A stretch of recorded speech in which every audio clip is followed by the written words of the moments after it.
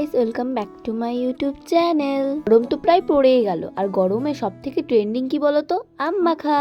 তাই আজকে আমরা আম মাখবো বলে সমস্ত কিছু ছাদে নিয়ে চলে এসেছি। আর এদিকে আমার পুটু সোনা জল নিয়ে ঘাটাঘাটি করছিল বলে ওকে একটা ফোন দিয়ে অন্য সাইডে বসিয়ে দিলাম। তারপর বৌদি আম মাখতে শুরু করে দিল।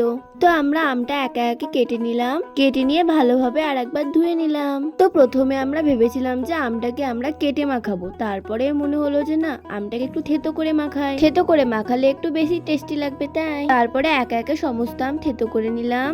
তারপর আমার বৌদির স্টাইলে মানে লঙ্কা, চিনি, নুন সমস্ত কিছু এক জায়গায় বেটে নিলাম। তারপর আমাদের স্টাইলে আমরা আমটা মাখতে লাগলাম। তো আমরা ভাবলাম যে আমটা একটু ইউনিক ভাবে মাখবো, তার জন্য আম মাখার উপরে আমরা একটু সর্ষের তেল দিয়ে দিলাম। তারপর আমাদের আম মাখা কমপ্লিট। তো আম মাখাটা একটু বেশি টক লাগছিল, তার জন্য আমরা আর একটা লঙ্কা অ্যাড করলাম। তারপর আম মাখাটা খেয়ে নিলাম। তো আজকের মতো এইটুকুই, দেখা হচ্ছে আমার নেক্সট মিনি ব্লগে। Tata, bye bye.